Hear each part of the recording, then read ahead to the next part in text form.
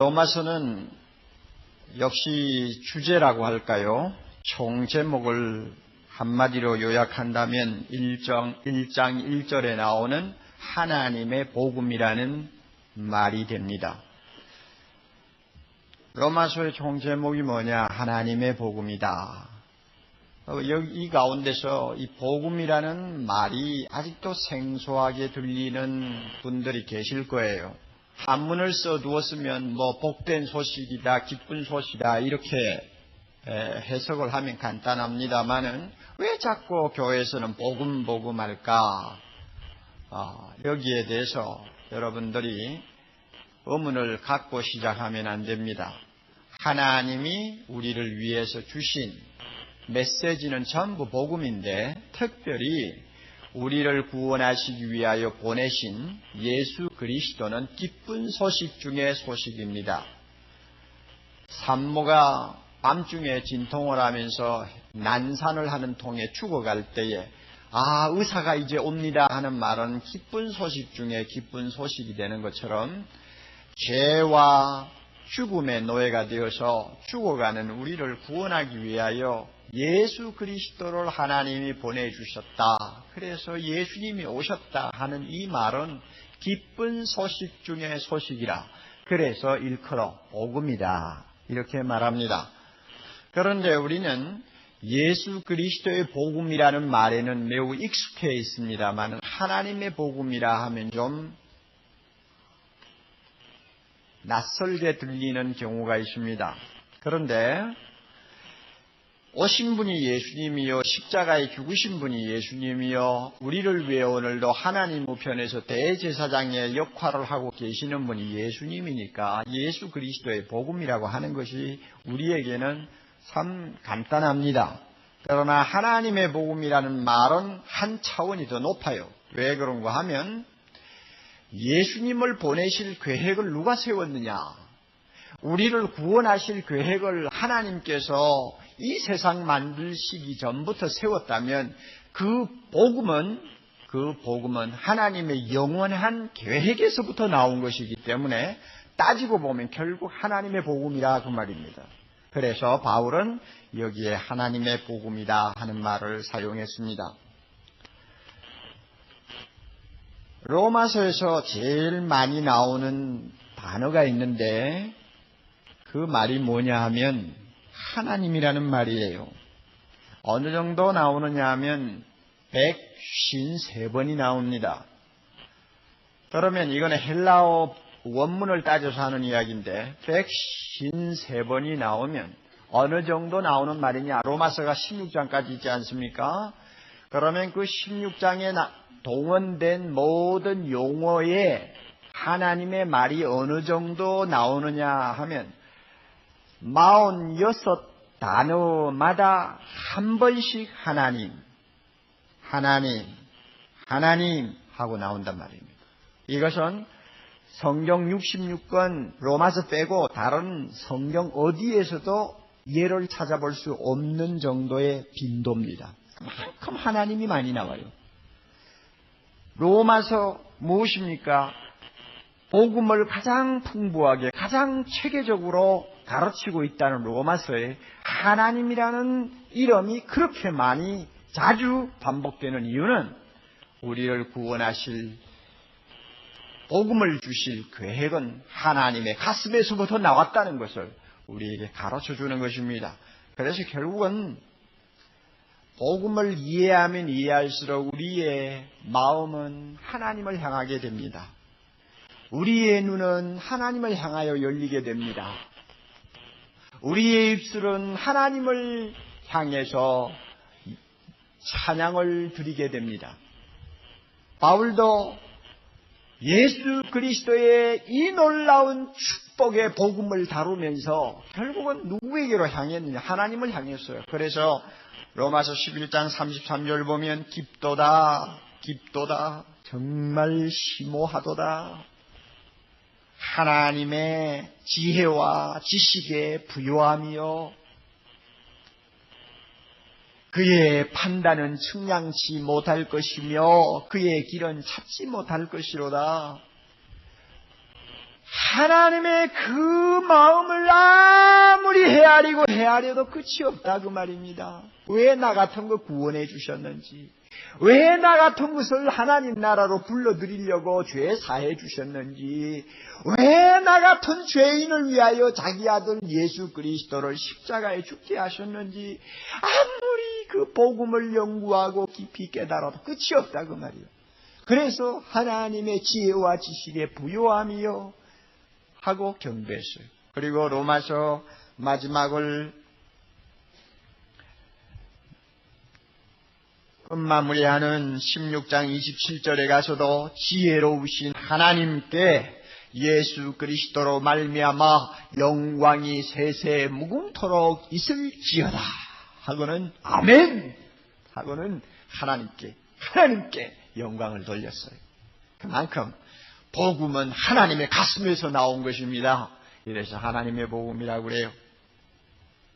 따라서 바울은 로마서를 통해서 이 하나님의 복음을 어떻게 하면 전할 수 있느냐 하는 뜨거운 열정을 가지고 기록하기 시작한 것이라는 것을 우리는 알아야 합니다. 그래서 1장 1절부터 7절까지 보면 17절까지 보면 복음이라는 단어가 7번이나 반복되어 나오는 것을 여러분이 주목할 필요가 있습니다. 그런데 오늘 우리가 특별히 관심을 갖는 구절이 하나 있어요. 15절을 우리 같이 봅니다. 15절. 그러므로 나는 할 수 있는 대로 로마에 있는 너희에게도 복음 전하기를 원하노라. 우리 같이 한번 읽어봐요. 그러므로 나는 할 수 있는 대로 로마에 있는 너희에게도 복음 전하기를 원하노라. 참 흥미스러운 사실을 우리가 여기서 놓치면 안 됩니다. 예수에 대해서 이야기하는 복음은 원래 안 믿는 사람에게 전하는 것 아닙니까? 그렇죠? 구원받아야 할 사람에게 복음 전한다고 그러죠? 그게 사실입니다. 불신자들을 위해서 그래요. 그리고 바울도 로마서 15장 20절에 보면 자기의 원칙이 있어요. 전도하는 원칙이 있는데 뭐라고 말했느냐 하면 내가 그리스도의 이름을 부르는 곳에는 복음을 전하지 않기로 힘썼다 그랬어요. 예수를 아는 사람, 예수를 믿는 사람들이 있는 곳에는 전도 안 하기로 했다 그 말입니다. 왜? 예수 알고 있는 사람에게 무슨 복음을 전할 것이냐. 그걸 보면 복음은 안 믿는 사람에게 전하는 것이 원칙입니다. 그런데 왜 15절에 보니 로마에 있는 교인들에게 복음 전하기를 바울이 그처럼 간절히 원했을까? 그럼 로마에 있는 교인들은 어떤 사람들인가? 7절 올라가서 봅니다. 6절 봅니다. 6절 보면 지난 시간에 우리가 검토한 것처럼 로마에 있는 성도들 너희도 누구의 것으로 부르심을 받았나요? 그리스도의 것으로, 그리스도의 종으로 부르심 받은 사람이니까 예수 믿고 이미 구원받은 자들이죠. 7절 봅니다. 로마에 있는 교인들이 어떤 사람입니까? 누구의 사랑을 입었어요? 하나님의 사랑을 입었단 말이요. 그리고 뭐라고 하는 별명이 있어요? 성도라고, 거룩한 사람이라고 하는 별명이 있어요. 그리고 8절을 봅니다. 얼마나 그들은 믿음이 좋았는지 8절 끝에 로마 교인들의 믿음이 너무 좋아가지고 온 사방에 소문이 났어요. 그 정도로 믿음이 있고 신앙생활 잘하는 교인을 보고 왜 갑자기 복음을 전하고 싶다고 이렇게 바울이 말하는가? 이건 참 희한한 이야기입니다. 예? 얼마나 바울이 로마 교인들에게 복음을 전하고 싶었는지 10절 보면 어떠하든지 하는 말이 나오죠. 어떠하든지 내가 너희들 좀 찾아가기를 원한다. 왜? 복음 전하려고. 그 다음에 11절에도 심히 너희 보기를 원한다. 너무너무 보고 싶다. 왜? 너희에게 복음 전하기를 원해서.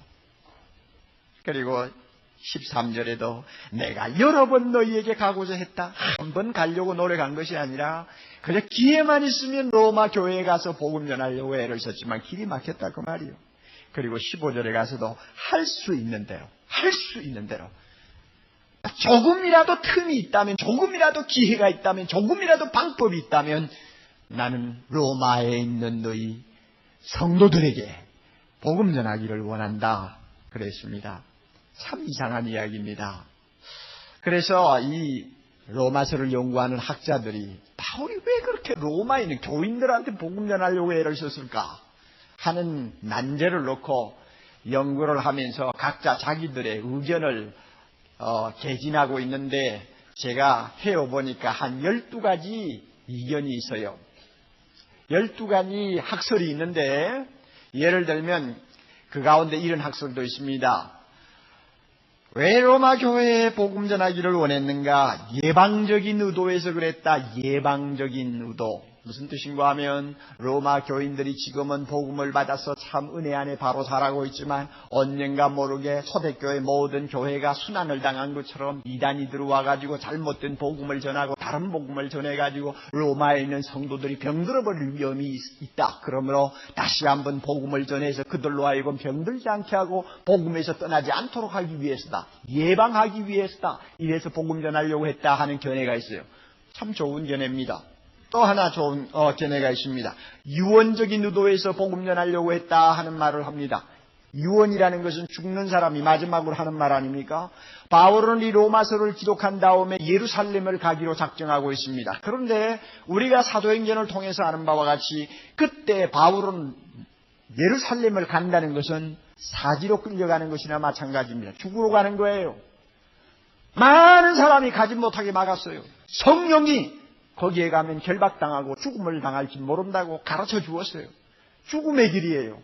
그러므로 내가 예루살렘에 가면 죽을지 모르니까 로마는 평생 다시 보지 못할 것이고 로마 교인들에게 복음을 전할 기회가 없어질지 모르니까 이 로마서를 기록해가지고라도 보내서 그들에게 복음을 전하자. 유언하는 사람의 심정으로 이 로마서를 기록했다는 것입니다. 참 좋은 견해예요. 또 하나는 작전상의 의도에서 그랬다는 학설도 있어요. 로마는 그 당시에 세계 도시입니다. 그러므로 로마를 복음으로 정복하지 못하면 딱 끝까지 세계를 복음화시킬 수 없다는 것은 너무나 명확한 사실이었습니다. 그러므로 바울에게 있어서 로마는 마지막 목적지입니다. 그런데 언젠가는 갈 텐데 내가 가기 전에 이 로마서를 통해서 그들에게 복음을 전함으로 그들로 하여금 내가 가서 복음을 더 잘 전하고 더 큰 일을 할 수 있도록 작전상 미리 준비를 시키느라고 이 복음서를 썼다 하는 이야기를 합니다. 다 좋은 견해입니다. 저는 어느 견해나 틀렸다는 말은 하고 싶지 않아요. 그런데 제가 목회자이기 때문에, 그리고 로마 교회도 하나의 지역교회였기 때문에, 사랑의 교회도 하나의 지역교회이기 때문에 저는 목회자의 심정에서 제 나름대로의 깨달음이 있어요. 그것은 뭐냐면 목회적인 의도에서 로마서를 기록했고 로마에 있는 교인들에게, 예수를 믿는 자들에게 다시 한번 복음 전하려고 했다. 저는 그렇게 생각합니다. 로마 교회는 언제 시작되었는지 아무도 모릅니다. 그러나 바울이 이 편지를 쓸 당시만 해도 역사적으로는 적어도 20년 이상 된 교회라고 우리는 보고 있습니다. 그러므로 벌써 로마 교회 안에서는 첫 믿음의 순수성과 열정을 잃어버린 사람들이 꽤 많아가지고 로마서 13장 13절 이하에 보면 아주 바울이 엄격하게 경고하는 말씀이 나옵니다. 낮에와 같이 단정히 행하라. 방탕하지 말고, 술 취하지 말고, 음란하지 말고, 호색하지 말고, 쟁투하고 시기하지 말고 오직 주 예수 그리스도를 옷 입어라. 이거 얼마나 무서운 충고입니까? 예수를 믿는다고 교회를 드나들면서도 무엇인가 잘못된 사람들이 너무 많았어요. 그래서 그들에게 복음을 다시 전해야 되겠다고 하는 바울의 심정이 있었던 것입니다. 이것은 사랑의 교회도 해당되고 한국 교회도 해당됩니다. 여러분 잘 알지 않습니까? 역사가 오래된 교회일수록 무엇이 죽어 있습니까? 복음이 죽어 있어요. 교회마다 가봐요. 50년, 60년 됐다고 하는 교회에 한번 가보세요. 예수의 사랑이 식어버린 지 오래라는 것을 금방 느껴요. 십자가의 피가 십자가의 피가 이제는 굳어버렸어요. 역사가 오랜 교회일수록, 겉으로 보기에 화려한 교회일수록 복음의 메시지가 너무나 힘을 잃어버린 것을 우리는 봅니다. 뿐만 아닙니다, 여러분. 교회 안에서 영적으로 심각한 병을 앓고 있는 사람들 대부분 조사를 해보면 예수 믿은 지 오래된 사람들입니다. 죄송합니다마는 교회 안에서 왜 저렇게 영적으로 흐리멍덩할까, 왜 저렇게 답답할까 하는 사람들 뒷조사를 해보면 공통점이 하나 있는데 따라하십시오. 예수를 오래 믿었다. 틀림없어요. 그래서 우리가 한마디로 이렇게 말할 수 있어요. 복음, 예수 그리스도를 필요로 하는 사람은 교회 밖에만 있는 것이 아니라 진짜 필요한 사람은 교회 안에 있어요.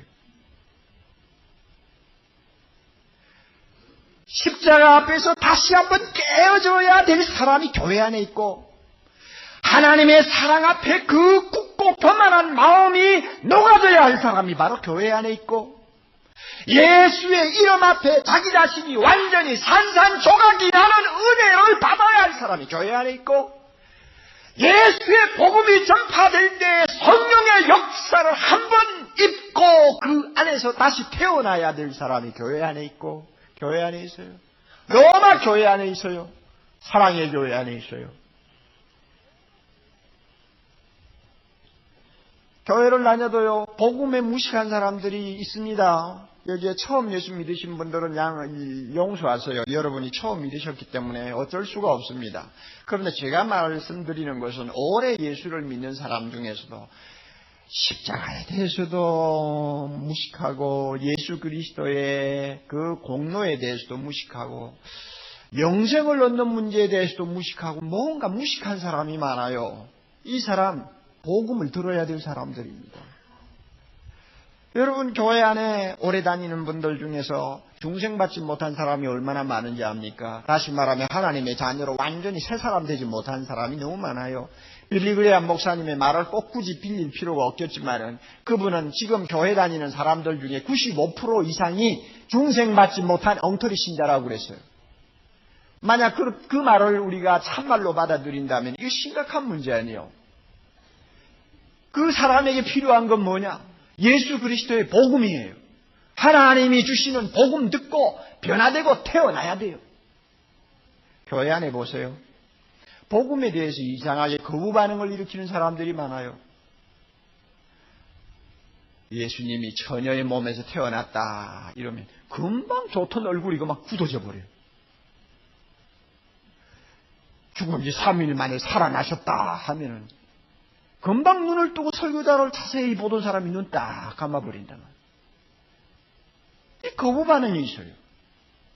이런 분들이 교회 안에 있다고 말이에요. 이런 사람들이 복음을 다시 들어야 될 사람들이요. 복음에 대해서 의심을 하는 사람들이 얼마나 많습니까? 복음에 대해서 곡해를 하고 있는 사람이 얼마나 많습니까? 더욱이 문제가 되는 것이 있어요.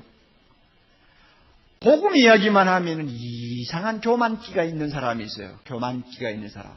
그 사람들은 속으로 다 안다 하는 거예요. 다 안다. 십자가 설교만 하면 다 안다. 죄 용서 받아야 된다는 이야기만 하면 다 안다. 그리고는 마음을 딱 닫고는 자기 생각에 빠져버려요. 참 이 사람 참 문제입니다. 문제. 이런 분들이 교회 안에 있기 때문에 복음은 필요한 거예요. 복음에 대해서 불감증이 걸려있는 사람도 있어요. 이런 사람들은 어떤 반응을 일으키느냐 하면 또 그 말 하는구나. 또 그 소리 하는구나. 저 언제 했던 설교인데. 이런 식이라고요. 여러분 싱글싱글 웃으시네 아주 그냥. 좋아서 웃으시죠?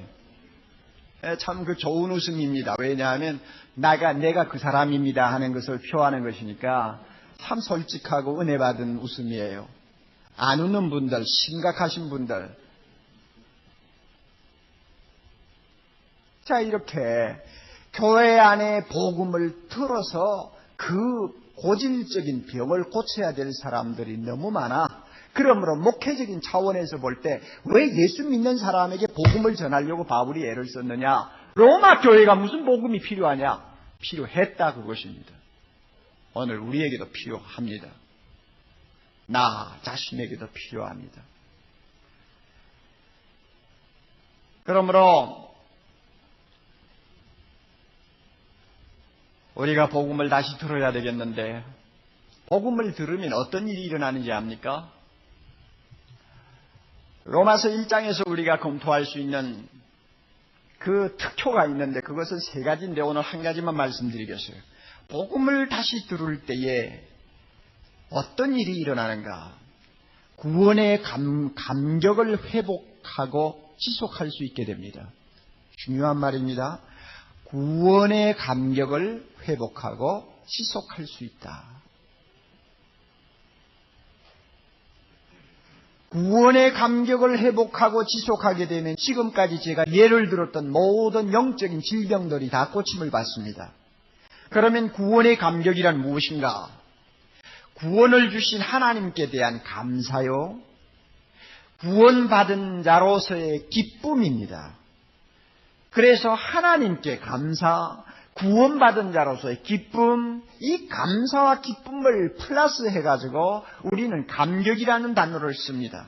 이것은 예수를 몰랐던 사람이 처음으로 예수 믿고 참 은혜를 체험했을 때 신선하게 느끼는 감정입니다.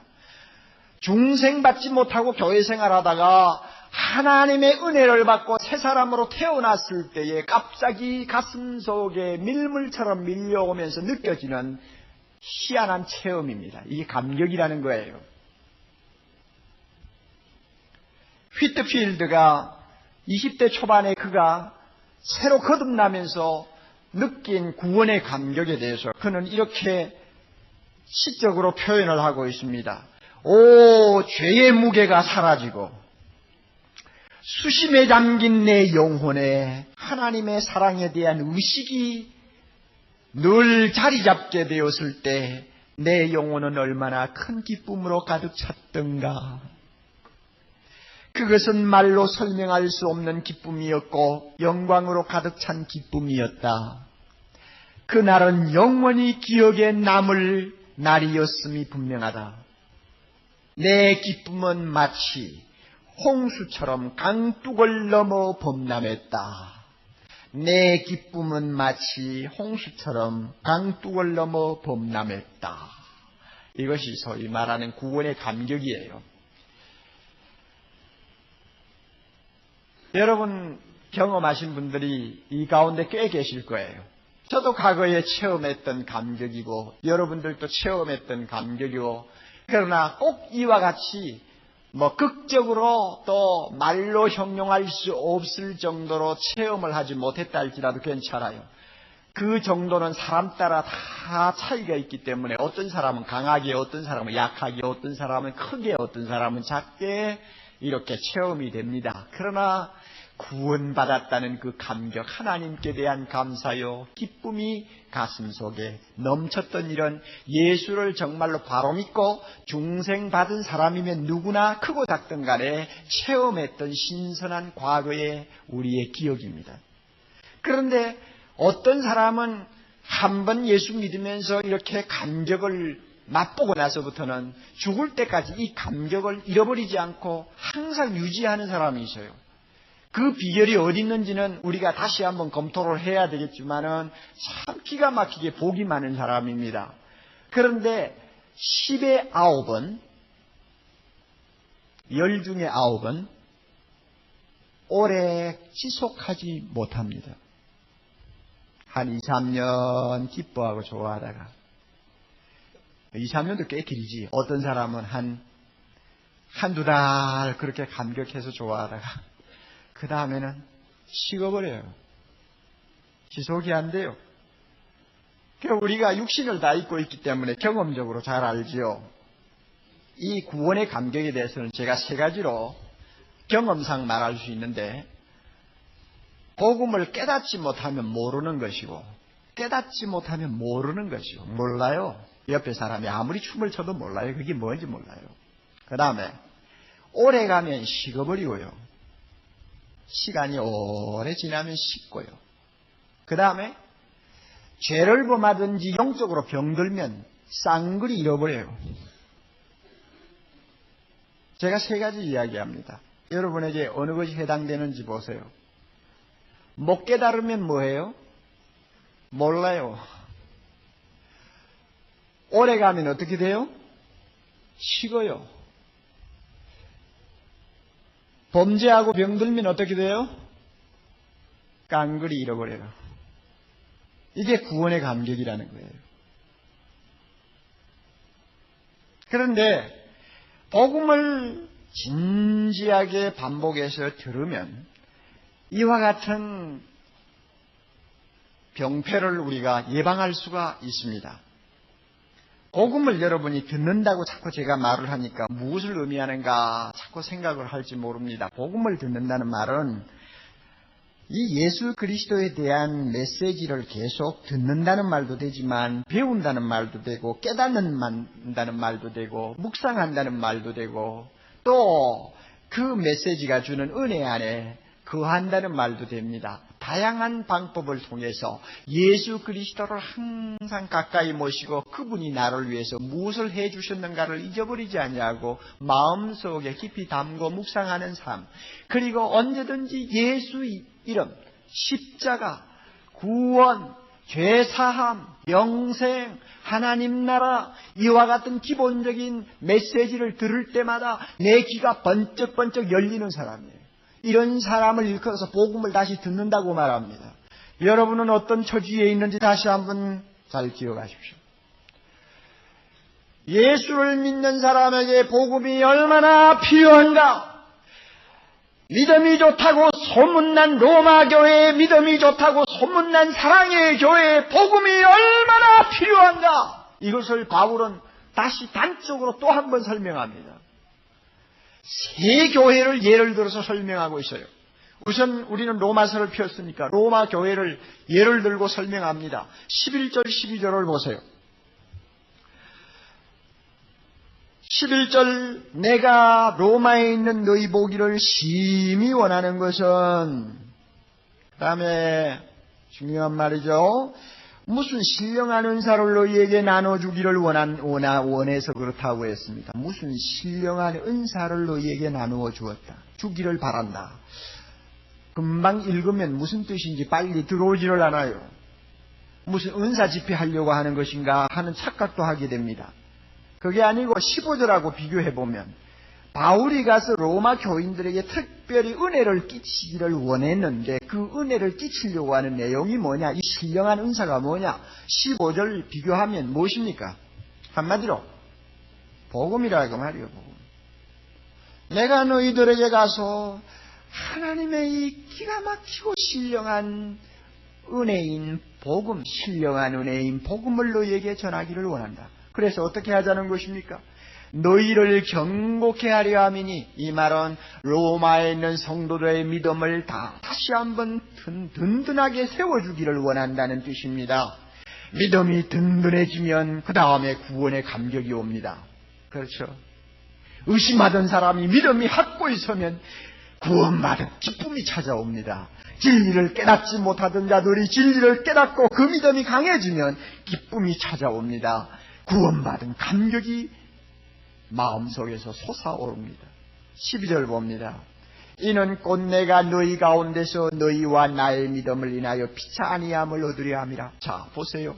복음을 로마 교회가 받고 바울과 함께 은혜 속에 잠기면 로마 교인들의 믿음이 흔들흔들 하다가 다시 강하게 세워집니다. 그들의 심령이 환하게 열립니다. 그렇게 되면은 모두가 구원받은 기쁨이 가득하게 될 테니까, 그러면 어떤 일이 일어나나요? 서로 보면 좋다 그 말이에요. 서로 보면 기뻐요. 내가 저 형제를 보면 기쁘고, 저 형제는 나를 보면 기쁘고, 목사는 교인들을 보면 기쁘고, 교인들은 목사를 보면 기쁘고, 하나님의 은혜 안에 잠겨서 다시 한번 구원의 감격 속에 기뻐 뛰는 모습을 볼 때 서로 위안이 되는 것입니다. 바울이 지금 보세요. 너희 믿음과 나의 믿음을 인하여 우리가 서로 안위함을 얻기를 원한다. 위로를 받고 격려를 받기 위한다는 말입니다. 이래서 바울은 로마 교회에 복음을 전하기를 원했습니다. 뿐만 아니라 여러분 3년 동안 목회했던 에베소 교회에 대해서도 바울은 계속 그들에게 복음을 전하고 복음을 알기를 원한다고 했습니다. 여러분이 다락방 교재에서 공부한 내용인데 1장 17절 19절 보면 에베소 우리 주 예수 그리스도의 하나님 영광의 아버지께서 지혜와 계시의 정신을 너희에게 주사 그 다음에 따라하십시오. 하나님을 알게 하시고 하나님 이미 알고 있는 사람에게 무엇도 하나님 알게 해달라고 기도합니까? 그리고 너희 눈을 밝히사 하나님이 너희를 어떻게 불렀으며 너희에게 주신 소망이 얼마나 큰 것이며 하나님의 나라의 영광이 얼마나 풍성한가를 알게 해주기를 바란다고 간절히 기도했는데 이 말은 에베소 교인들이 믿은 지 3년이 되지만은 계속 복음의 감격 속에 거하기를 기도한다는 말입니다. 복음을 들어라, 복음을 묵상하라, 복음 속에 잠겨서 예수 그리스도를 마음속에 모시고 살아라. 하나님이 너를 얼마나 사랑하는가를 한 수도 잊지 말아라. 그러면 너희가 이 세상에서 승리할 수 있을 것이다. 너희 눈이 밝아져서 날마다 예수 다시 보기를 바란다. 너의 마음 눈이 밝아져서 날마다 십자가를 바라보고 가까이 다가가기를 바란다. 복음을 듣고 복음 속에서 구원의 감격을 잃지 않는 하나님의 자녀 되기를 바란다는 기도입니다. 3년 동안 예수 믿은 사람들에게 이게 필요했다는 이야기입니다. 1년 반 동안 바울이 목회했던 고린도 교회에 대해서도 바울은 같은 말을 하고 있어요. 고린도전서 2장 2절 내가 너희 중에서 예수 그리스도와 그의 십자가에 못 박히신 것 외에는 아무것도 알지 아니하기로 작정하였습니다. 1년 반 동안 있으면서 바울이 한 이야기는 예수, 십자가, 부활 그 이상 다른 이야기 안 했다는 이야기입니다. 왜? 비록 예수를 믿었지만은 복음이 계속 필요했기 때문입니다. 오늘 이 자리에 앉아있는 사랑하는 형제자매 가운데서 많은 분들이 복음으로 다시 태어나야 할 위치에 있다고 저는 생각합니다. 다 안다고 하는 마귀의 생각을 뿌리치십시오. 또 그 말 안다고 하는 마귀의 음성을 뿌리치십시오. 여러분은 이미 감격이 식어 있는 사람들입니다. 죄를 범해서 송두리째 잊어버렸는지 예수 믿은 역사가 너무 깊어서 오랜 전통 때문에 다 식어버렸는지 모르지만은 우리 모두에게는 복음의 감격, 구원의 감격을 회복해야 될 절실한 필요성을 우리는 느낍니다. 여러분 예배만 보고 그냥 가실래요? 이 무더운 날 와서 예배만 보고 그냥 나가실래요? 아니요. 그래서는 안 돼요. 우리 교회는 새가족 모임이라는 프로그램이 있는 것 여러분이 잘 압니다. 우리 교회에 등록을 하신 분은 예수를 수십 년 믿은 분이나 이제 감 믿은 분이나 구별하지 아니하고 무조건 새가족 모임에 들어가십시오 하고 우리가 권을 합니다. 그러면 대부분이 잘 들어갑니다마는 주로 안 들어가는 분들이 계세요. 그분들이 주로 어떤 사람이냐 하면은 예수를 오래 믿고 타교에서 상당히 인정을 받고 계신 분들입니다. 이런 분들은 뭘 또 들어가가지고 예수가 누구냐 하고 처음부터 배우느냐 이런 생각이 들어서 안 들어갑니다. 안 들어가도 괜찮아요. 그만큼 참 그리스도 안에서 풍성한 삶을 누리고 살면 안 들어가도 괜찮아요. 어느 여집사님 이야기입니다. 서울 시내 큰 교회에서 수십 년 신앙생활했고 그 교회에서 10년 이상 주일학교 교사로 봉사했고 또 그 교회 담임 목사님이 참 믿음 좋은 사람으로 인정해 주신 분인데 이사를 오셨는지 어떤 이유에서 사랑의 교회에 옮겼습니다. 그런데 와서 보니까 새가족 모임에 들어가라 그런단 말입니다.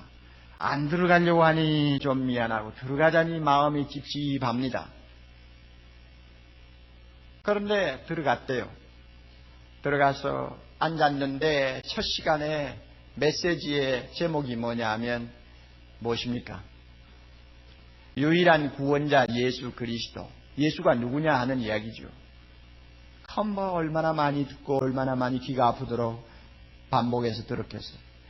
그런데 첫 시간 들어가서 그 메시지를 듣고 앉아있는데 기분은 굉장히 언짢은 마음으로 앉아있어요. 왜 내가 여기 와 앉아있나 하는 생각에서 굉장히 자기를 인정 안 해준다는 것 때문에 기분이 상해 들어와 앉았단 말이에요.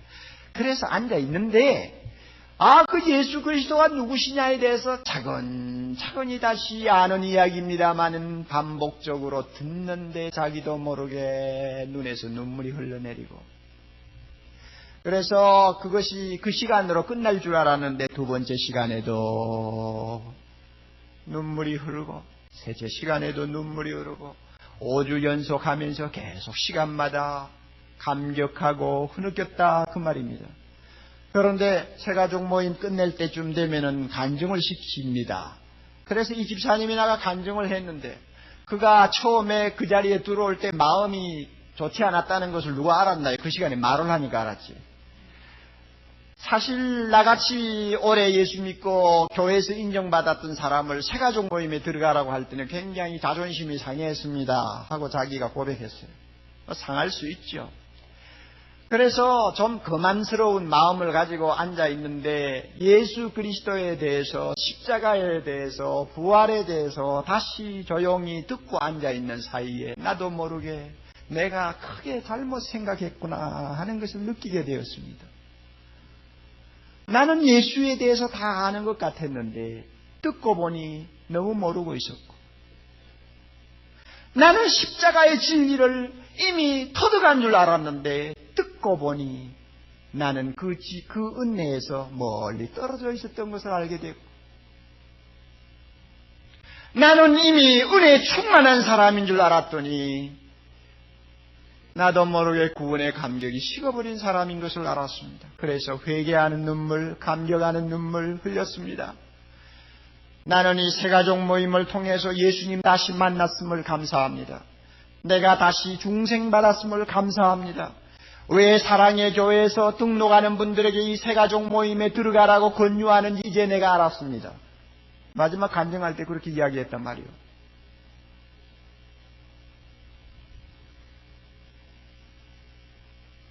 로마 교회가 복음을 다시 들어야 했던 것처럼 사랑의 교회도 복음을 다시 들어야 합니다. 그런 의미에서 앞으로 1년 반 가까이 저는 로마서를 가지고 여러분들과 주일날 시간에 같이 은혜를 나누려고 합니다. 이런 강해는 주로 수요일 저녁에 하는 것이 상례입니다만은 수요일 저녁은 1000명도 안 되는 분들이 나와 앉았는데 너무너무 아까운 분들이 못 듣고 있어요. 그래서 이 시간 저는 이야기하려고 해요. 다시 들어야 돼요. 다시 태어나야 돼요. 다시 감격해야 돼요. 잃어버린 구원의 감격 회복해야 돼요.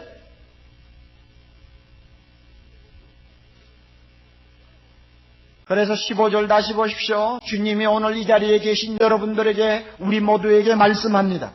그러므로 주님이 말씀합니다. 나는 할 수 있는 대로 서울에 있는 사랑의 교회 너희에게도 다같이 복음 전하기를 원하노라.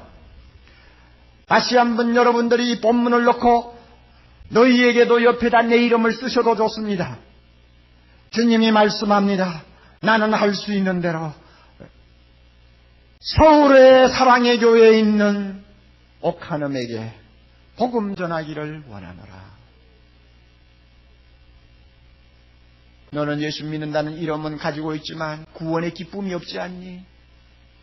구원받은 감격을 다 잃어버리지 않았니? 네 마음은 식어 있지 않니? 주님이 우리에게 말씀합니다.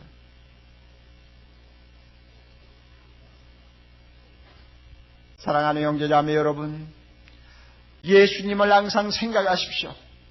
이것이 복음을 듣는 것입니다. 자나 깨나 예수님을 늘 생각하세요.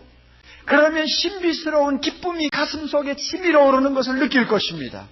갑바도기아 성도들처럼 말할 수 없는 영광스러운 즐거움이 우리의 가슴속에 치밀어 오르는 것을 느낄 것입니다. 날마다 예수 생각해 보세요. 돈 생각하지 말고, 자녀 생각 너무 하지 말고, 남편 생각 너무 하지 말고 예수 생각 한번 해보세요. 이거 복음 듣는 거요. 그가 나를 얼마나 사랑하셨는가를 자꾸 자나깨나 생각해 보세요. 나를 위해 죽으신 예수님의 십자가 자주 묵상하십시오. 길을 걸어가면서도 묵상하고, 바빠서 정신없을 때도 묵상하고, 피곤하여 세상 살 맛이 없을 때도 십자가 묵상하고, 남이 모르는 고통을 안고 잠 못 이루는 밤을 만났을 때도 십자가 생각하고, 계속 십자가 생각하세요. 이것이 복음을 다시 듣는 방법입니다. 그러면 죄 용서함을 받은 놀라운 평안이 내 가슴을 조용히 차고 들어올 것입니다. 하나님의 자녀가 되었다는 이 특권의식을 계속 마음속에 잊지 마십시오. 그러면 내가 결단코 초라하게 보이지 아니할 것입니다. 세상 사람은 나를 어떻게 보든 간에 말입니다. 하나님이 예수 때문에 우리에게 주시마 약속하신 천국을 날마다 바라보십시오. 날마다 바라보면 세상의 값싼 곳으로 좋아하는 사람 별로 부러워하지 않을 것입니다. 내 마음속에 말로 표현할 수 없는 소망이 계속 꼽힐 것입니다. 이게 복음 듣는 것입니다. 이게 복음 듣는 거예요. 그래서 이렇게 복음을 듣고 구원의 감격을 안고 살기를 좋아하는 사람은 입버릇처럼 하는 말이 있어요. 돌아가면서 여러분들이 마음속에 기억하고 돌아가시면 좋습니다. 바로 그런 사람이 되어야 하기 때문에 그렇습니다. 예수보다 더 좋은 것 없고, 예수보다 더 좋은 것 없고, 이거 함부로 하는 말이 아니에요. 할 수 있는 사람만이 하는 거예요. 예수보다 더 좋은 것 없고 구원받은 것보다 더 기쁜 것 없다. 이 말 한마디에 구원의 감격이 다 들어있어요. 예수보다 더 좋은 것 없고 구원받은 것보다 더 기쁜 것 없다. 따라 하실래요? 예수보다 더 좋은 것 없고 구원받은 것보다 더 기쁜 것 없다. 가슴에서 이 말이 그냥 저절로 나온다면 이 사람 복음 안에서 사는 사람이요. 저 비디오실이나 로비에 계시는 분들 제 이야기 잘 듣고 계시죠? 이건 주님이 원하는 사람입니다. 따라하세요. 거기 계시는 분만 따라하세요. 예수보다 더 좋은 것 없고, 들립니까 여러분? 구원받은 것보다 더 기쁜 것 없다. 저 3층에서부터 쫙 내려오면서 그 이야기하시는 분들, 성령께서 이 시간 그들의 마음을 뜨겁게 하시고 그들로 하여금 십자가 앞으로 인도하시고 그들로 하여금 눈을 열어 예수 그리스도를 만나게 하시고 그들로 하여금 죄 용서함 받은 하나님의 자녀된 기쁨이 터질 수 있도록 이 시간 은혜 주시기를 바랍니다. 성령께서 은혜 주시기를 바랍니다. 그와 같은 감격만 있으면, 그와 같은 감격만 지속될 수 있다면, 이 기쁨, 이 감격만 남아있을 수 있다면 세상 아무리 더럽고 숨막혀도 우리는 넉넉히 이기고 살 수가 있습니다. 우리에게 아주 멋진 찬송가가 하나 있어요. 예수보다 더 좋은 것 없고 구원받은 것보다 더 기쁜 것 없는 사람만이 부를 수 있는 감격스러운 찬송가가 하나 있어요.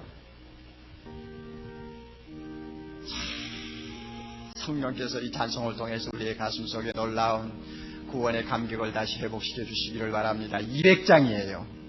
여러분 답답했을 거예요. 200장. 네. 주의 피로 이룬 샘물 참 깊고도 넓도다. 구원하는 그 신능력 다 찬송할지라. 죄악 세상 이김으로 거룩한 길 가는 나의 마음 성전 삼고 주께서 계시네. 특별히 3절이 중요해요. 주 예수를 깊이 아는 놀라운 그 은혜, 하늘나라 즐거움이 매일 새롭도다. 매일매일 새롭도다. 이게 감격이거든요. 후렴 제일 마지막에 한 박자로 끝납니다. 그러니까 반복적으로 쉬지 말고 1절, 2절, 3절 쭉 들어갑니다. 여러분 이 찬송 빠르게 불러요. 주의 피로 이룬 샘물 참 깊고 넓도다. 구원하는 그 신능력 다 찬송할지라. 찬송하세 주의 오영 그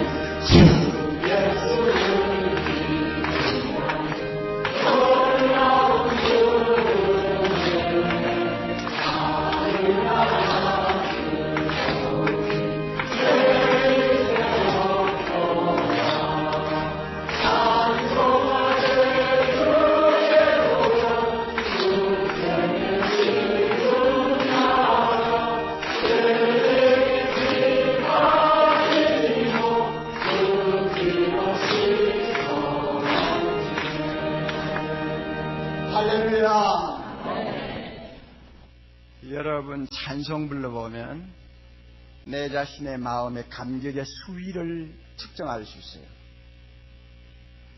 수위가 낮아진 사람, 아예 말라버린 사람. 앞으로 로마서를 통해서 여러분이 복음을 들을 때 말라버린 그 수위가 서서히 물된 동산에 물이 차오르듯이 차올라서 이 찬송 다음에 언젠가 다시 부를 때 여러분이 일어나서 춤을 덩실덩실 추면서 나 같은 것 구원해 주신 하나님 앞에 정말 눈물로 감격하는 은혜 회복하시기를 바랍니다. 주 예수를 깊이 아는 놀라운 그 은혜, 하늘나라 즐거움이 내 가슴 속에서 매일매일 새로운, 얼마나 좋아요. 가난해도 좋아요. 초마기도 좋아요. 그저 세상에서 화려하지 않아도 좋아요. 예수보다 더 좋은 것 없고 구원받은 것보다 더 기쁜 것 없는 사람에게는 세상에 그 눈에 들어오지 않아요. 그래서 예수 믿는 사람이 다른 거예요. 그래서 달라요. 그래서 이 세상을 이기는 거예요. 이와 같은 은혜가 회복되지 아니하면 우리의 인생은 굉장히 지칠 대로 지친 피곤한 생이 되기 쉽습니다. 여러분은 인간관계에서 어떤 사람입니까? 아무에게나 잘해주고 계신가요? 혹시 이 사람 저 사람 만나는 사람 모두에게 잘해주고 계시다면 오늘의 지혜를 반드시 들어봐 주시기 바랍니다. 아무에게나 좋은 사람이 되려 하다가는 반드시 손해를 보는 일이 생길 수 있습니다. 왜 아무에게나 잘해주면 호구가 되는지 인간관계에선 어떤 마음가짐을 가져야 하는지 여러분과 함께 알아보도록 하겠습니다. 첫 번째, 아무에게나 잘해주지 마십시오. 좋은 사람이 되려다가 호구가 된다는 말이 있습니다. 이는 모든 이에게 좋은 사람이 되고자 하기 때문입니다. 그렇기에 우리는 사람을 가려가며 선택적으로 좋은 사람이 되어야 합니다. 상대방이 어떤 사람인지 정확히 알기 전에 자신의 마음을 다 주고 그를 전적으로 신뢰하며 모든 것을 들어주어서는 안 됩니다. 우리는 자신의 선의를 남용하는 이들로부터 스스로를 보호하는 방법을 배워야 합니다. 선의를 베풀 때는 상대방이 그 선의에 감사할 줄 아는지를 먼저 판단해야 합니다. 무분별한 선의는 오히려 우리를 쉽게 상처받게 하고 이용당하게 만드는 결과를 초래할 수 있습니다. 따라서 우리는 선을 행함에 있어서도 지혜로워야 합니다. 선의를 베풀기 전에 상대방의 성향과 과거의 행동을 관찰하고 그 사람이 우리의 선의를 진정으로 가치 있게 여길지 고려해야 합니다. 또한 자신의 한계를 인식하고 그 한계를 넘어서는 요구에는 단호하게 거절할 줄 알아야 합니다. 좋은 사람이 되고자 한다면 타인에게 초점을 맞추지 말고 먼저 자기 자신을 보호하고 존중해야 합니다. 자신을 소중히 여기지 않고서는 결코 타인을 진정으로 대할 수 없기 때문입니다. 우리는 타인에게 선의를 베풀 때 상대방의 진심을 헤아리고 자신의 한계를 인정하는 지혜가 필요합니다. 그렇지 않으면 오히려 자신이 상처받고 이용당하게 될 수 있기 때문입니다. 따라서 우리는 타인에 대한 선의와 자기 자신에 대한 존중의 균형을 잡아야 합니다. 이를 통해 우리는 진정한 의미에서 좋은 사람이 될 수 있을 것입니다. 두 번째, 다른 사람이 나를 어떻게 생각할지 신경 쓰지 마십시오. 내가 남들과 조금 다른 성격이라고 해서 혹은 나에게 독특한 점이 있어서 사람들이 나를 싫어하거나 내 인간관계가 좋지 못한 것인지 생각하고 걱정하지 마십시오. 그 사람이 나를 어떻게 생각하는지는 정확하게 알 수 없는 것입니다.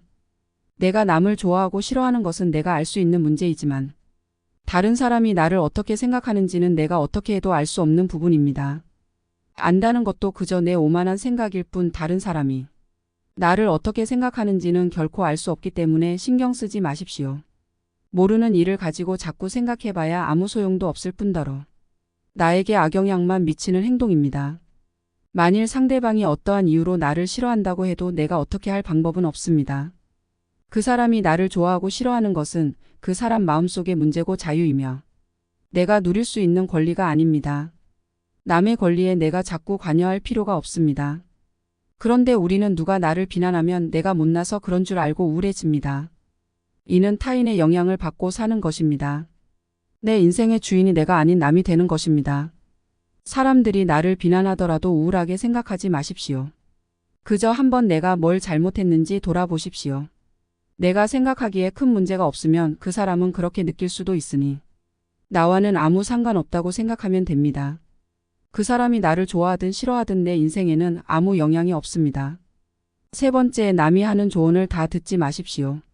남이 제 멋대로 하는 충고를 신경 쓰지 마십시오. 내 인간관계의 고민뿐만 아니라 내가 갖고 있는 삶의 고민들을 부모나 형제자매 혹은 배우자에게, 때로는 친구에게 상담하는 경우가 많습니다. 하지만 그들의 조언은 물론이고 대부분의 사람들의 조언은 좋은 것만 취하고 맞지 않는 것은 걸러들을 필요가 있습니다. 그들은 자신이 옳다고 믿는 방법으로 못된 충고를 전하는 경우가 있습니다. 우리는 나에게 조언해준 상대방의 마음이 고마운 나머지 그 말도 안 되는 충고들까지도 대부분 수용해 주려 하지만 그 말들에는 어폐가 있습니다. 그들은 얼핏 듣기에는 그럴싸하며 너무나도 이치에 맞는 말로 인생은 이렇게 살아야 한다, 저렇게 살아야 한다 하며 쉼없이 입으로 충고하기 바쁩니다. 하지만 그들이 간과한 사실이 있습니다. 이 세상에 남의 뜻대로 살기 위해 태어난 사람은 아무도 없다는 것입니다. 그들이 정말 나를 위한다면 그저 내 선택을 존중해주고 스스로 원하는 방식대로 자유롭게 살게 해주어야 합니다. 그럼에도 일부의 사람들은 사랑과 우정 혹은 관심이라는 이름으로 남에게서 선택할 권리를 빼앗아버리는 폭력을 말 한마디로 쉽게 해버립니다. 만일 사랑의 방향이 쌍방이 아닌 한편의 일방적인 행동으로만 이루어진다면 그런 관계는 차라리 없는 편이 낫습니다. 네 번째, 친구가 많다고 해서 좋은 인간관계는 아닙니다. 친구가 많아야만 인간관계가 좋은가요?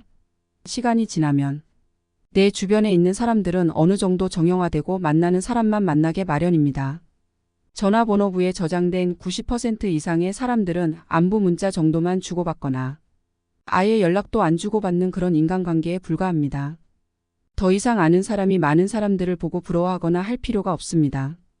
내 인간관계에 문제가 있다고 생각하는 대부분의 사람들은 친구의 숫자에 집착하는 경향이 있습니다. 친구의 숫자가 많으면 인간관계가 좋은 사람이고 친구의 숫자가 적으면 인간관계가 나쁜 사람이라고 단정 짓는 경향이 있다는 것입니다. 하지만 친구의 숫자가 많다고 해서 정말 인간관계가 좋고 주변에 좋은 사람들만 있는 것은 아닙니다. 사람들 사이에서 마당발이라 불리고 아는 사람이 많은 사람들이 있는데 대부분의 사람들은 이들을 보고 인맥이 많다며 부러워합니다. 하지만 이렇게 숫자만 많은 어중이 떠중이는 아무 의미가 없습니다. 중요한 것은 아는 사람의 양이 아닌 사람의 질이기 때문입니다. 인간관계에 집착하지 않아도 잘 사는 사람들은 인간관계를 숫자로 판단하지 않습니다. 대부분의 사람들은 아는 사람이 몇 명이나 있는지, 친한 친구가 많은지로 그 사람의 인간관계를 재단해 버립니다. 하지만 진정한 인간관계는 결코 사람의 숫자로 표현되는 것이 아닙니다. 그 수가 몇 명이든 간에 한 사람 한 사람이 서로 맞는 사람이면 됩니다. 그 사람이 꼭 친구가 아니어도 됩니다. 인생에서 진정한 친구 한 명만 있어도 성공한다는 말이 있습니다. 옛날 사람들도 수많은 친구들보다 단 한 명의 친구가 더 소중하다는 사실을 알고 있었기에 이런 말이 나온 것입니다. 인간관계에 집착하지 않아도 잘 사는 사람들은 친구의 수에 크게 의미를 두지 않습니다. 나를 떠나가는 사람을 붙잡지 마십시오. 나를 싫어하거나 무시한다면 그건 그 사람 사정이라고 생각하면 됩니다. 이 세상을 살아가는 데 있어서 시간은 한정되어 있기에 많은 사람에게 모든 에너지를 쏟을 수 없습니다. 그렇기에 우리는 우리에게 주어진 시간을 소중한 사람들에게 써야 합니다.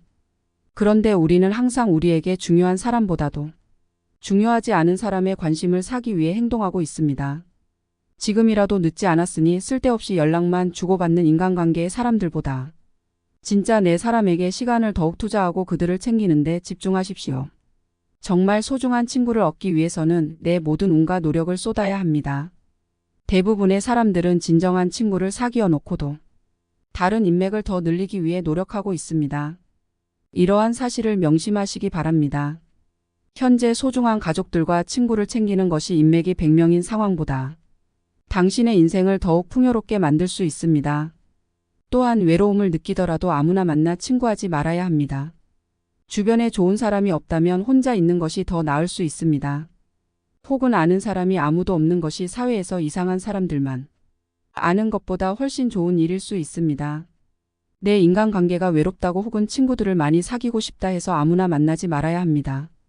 아무나 만나다가 잘못된 사람을 만나게 되면 내 모든 인간관계와 인생마저도 한순간에 어그러지기 마련입니다.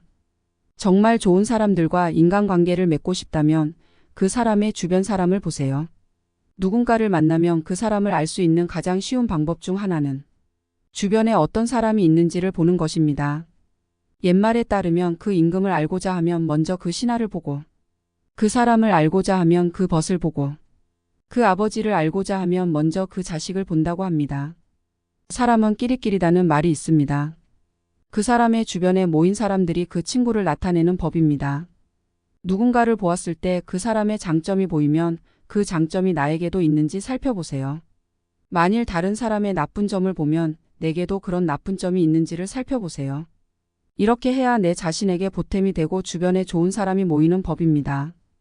또한 남의 말을 믿지 마세요. 직접 보고 사람을 판단해야만 합니다. 남의 말로 사람을 판단하려 하지 마세요. 무조건 나의 눈으로 한 번 더 살펴보세요. 직접 본 일도 오히려 참인지 아닌지 염려스러운데 등 뒤에서 남이 말하는 것 따위는 얼마든지 왜곡될 수 있고 다른 사람의 주관적인 시선이 들어가기에 다른 사람과는 맞지 않더라도 나와 잘 맞을 수 있는 사람을 영영 잃어버릴 수도 있으니 반드시 조심하세요. 마지막으로 남의 평가는 무시하세요. 남이 인정해주는 삶이 아니라 스스로가 만족하고 떳떳한 자신의 삶을 살아야 합니다. 다른 사람의 인정을 받는다는 것은 중요하게 느껴질 수 있지만 타인의 인정을 얻으려는 욕심을 버리면 인간관계에서의 스트레스가 줄어듭니다. 남에게 인정받으려는 마음을 내려놓으면 우리는 더 자유로워집니다. 실제로 인간관계에 집착하지 않으면서도 남에게 부러움을 주지 않는 잘 사는 사람들이 있습니다. 이들은 다른 사람의 인정을 크게 중요시하지 않으며 자신의 삶을 더욱 중요하게 생각합니다. 타인의 인정을 바라는 순간 내 삶의 주도권은 더 이상 나에게 있지 않게 됩니다. 남에게 칭찬받으면 기뻐하고 실망한 표정에 걱정하게 됩니다. 결과적으로 내 삶은 남에게 영향을 받게 됩니다. 사람의 인정은 오직 그 상대방의 기준에 불과하며 나를 나타내는 절대적인 기준이 될 수 없습니다. 남이 하는 칭찬에는 으쓱하지 말고 비난에 쉽게 흔들리지 마십시오. 그저 그것은 그들의 개인적인 생각에 불과합니다. 남의 의견은 결코 절대적이지 않습니다. 왜냐하면 그들도 불완전한 개인이며 완벽한 사람일 수가 없기 때문입니다. 또한 사람의 마음은 수시로 변하기 때문에 칭찬이나 비난은 언제든 변할 수 있습니다. 남이 내 인생을 대신 살아주지 않으므로 내 인생은 나를 제외한 다른 사람이 인정해 줄 수 없습니다. 아픈 것을 남이 대신 아플 수 없고 돈이 없다고 대신 벌어주지도 않습니다. 그래서 인간관계에 집착하지 않는 사람들은 단순히 자신의 삶을 잘 살고 있는가에 깊은 관심을 기울이고 노력합니다. 이런 생각으로 인간관계를 바라보면 정말 중요한 것이 무엇인지 보게 될 것입니다.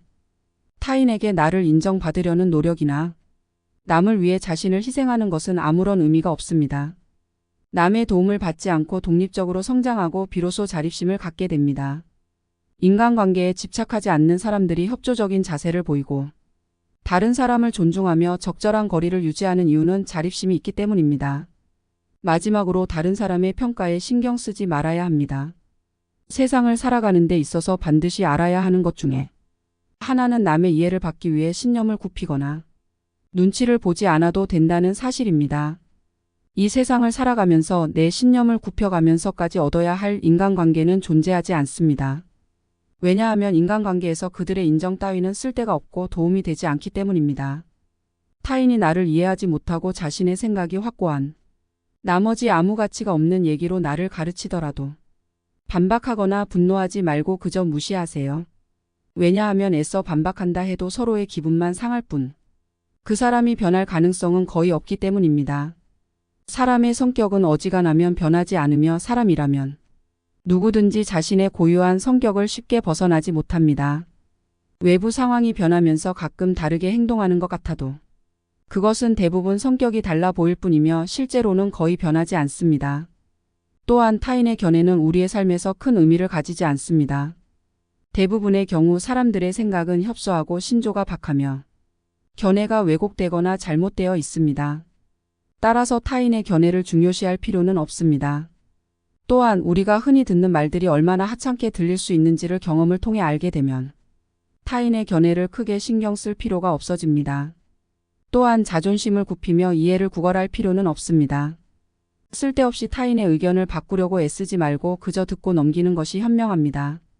모든 사람은 자신의 성과 인식의 한계 내에서 세상을 바라보게 됩니다. 그러므로 우리는 다른 사람을 챙기기 시작할 때 가까운 사람부터 챙기는 것이 중요합니다. 우리가 아는 사람들이 많고 사교적이라는 것은 장점이 아닙니다. 많은 사람들과 사귀기 위해 남에게 맞추려고 하면 상대방은 나를 얕보게 될 수 있고 무례하게 행동할 수 있습니다. 그러므로 나와 잘 맞는 사람에게 더 많은 시간과 정성을 쏟는 것이 더 현명합니다. 또한 가까운 사람에게 더 잘해야 한다는 것을 명심하세요. 내 주변에는 그 사람 말고도 훌륭한 인품을 가진 사람들이 많습니다. 따라서 우리가 주변에 가까운 사람을 챙기면서도 나와 맞지 않는 사람들에게는 억지로 맞추려고 하지 않아도 됩니다. 실제로 성공은 자신의 천성에 맞는 것을 적극적으로 취하고 그렇지 않은 것은 빠르게 배척하는 것으로 이루어집니다. 이러한 행동이 다른 사람들로부터 매정한 사람으로 비춰질까 염려하는 것은 의미가 없습니다. 인간의 본성은 서로 상반되는 사람들끼리 미워하며 질투하고 멸시하는 것입니다. 마지막으로 한번 내 사람이 되면 의심하지 마세요. 의심스러운 사람은 가까이 하지 않는 것이 좋습니다. 하지만 사람을 신뢰하게 될 때는 그들을 계속 신뢰해야 합니다. 너무 믿으면 기만당할 수 있지만 충분히 믿지 않으면 고뇌 속에서 살게 될 수 있습니다. 아무도 신뢰하지 않는 사람은 누구의 신뢰도 받지 못한다는 사실을 알아야 합니다. 누군가를 신뢰하면 그들도 진심으로 대할 것이며 누군가를 훌륭한 사람으로 대하면 그들도 훌륭한 모습을 보여줄 것입니다. 그러나 사람을 얻기 위해서는 그들의 행동이나 능력을 따져가며 사귀지 않는 것이 좋습니다. 좋은 사람을 얻고 싶다면 출신 배경을 따지지 말아야 합니다. 출신으로 사람을 판단해서는 안 됩니다. 외부 조건으로 사람을 판단해서는 안 됩니다. 싫은 소리도 때로는 해야 합니다. 모든 것을 상대에게 맞추려고 하는 사람들이 있습니다. 이런 사람들은 모든 것을 상대방에게 맞추려고 하며 양보하는 것은 좋지만 맹목적으로 희생하지 않아야 합니다. 양보하는 것은 좋지만 너무 맹목적으로 남을 위해 희생해서는 안 됩니다. 맹목적으로 양보하지 않아야 합니다. 정한 선을 넘으면 그때는 양보하지 않아야 합니다. 정한 선을 넘으면 다른 사람처럼 행동해야 합니다. 관계에서 이용당하지 않고 대등한 인간관계를 갖기 위해서는 자신의 기준을 확실히 정해야 합니다. 내 기준을 넘어서고 내가 참아도 상황이 그대로인 때는 용납할 수 없는 수준에 이르렀을 때 그 누구보다 냉정해져야 합니다. 일말의 망설임 없이 선을 넘은 사람에게 경고해야 합니다. 대부분의 사람은 당신의 태도가 바뀐 것을 보고 사과하고 다시는 그런 행동을 하지 않겠지만 계속해서 선을 넘는다면 과감하게 정리해야 합니다. 그동안 화를 내지 않고 조용히 넘어간 것은 약한 사람이 아니라 불필요한 감정 소모를 피하기 위해 그 사람에게 맞춰준 것일 뿐임을 명심해야 합니다. 누구도 남을 위해 살 필요는 없습니다. 그저 자기가 편하기 위해 남에게 맞춰주는 것일 뿐인데 그런 호의가 내 선을 넘는다면 그때도 맞춰줄 필요는 없습니다. 인간관계에 목숨을 걸지 않는 사람은 무엇보다 사람으로 인한 감정 소모를 잘 관리하고 있기에 스트레스를 받지 않습니다. 사람과 사람 사이에서 무조건 맞춰주기만 한다면 무지막지하게 감정 소모가 될 것이며 결국 그 인간관계는 산산조각 나기 마련입니다. 따라서 사람들로 인해 스트레스 받기 싫다면 내 선을 계속해서 넘나드는 자격 없는 사람에 대한 감정에 대한 열화 이런 경우 없는 사람을 잡으려고 허심식이 아니라 진짜 내 사람과 어울려야 합니다. 인간관계는 누구나 노력해서 만들어가는 것이며 인생을 주도적으로 살 수 있습니다. 인간관계에 집착하지 않고 시선을 신쳐 않는 행복한 인간관계가 될 수 있다는 것을 명심하세요. 나 자신을 주도적으로 사는 사람일수록 주변 사람들의 개성을 존중하고 그들과 함께 어울릴 수 있는 좋은 인간관계를 가질 수 있습니다. 당신의 인간관계에는 아무 문제가 없습니다. 오늘 함께 알아본 지혜들이 어떠셨나요? 여러분의 인간관계에 도움이 되었길 바랍니다. 함께 해주셔서 감사합니다.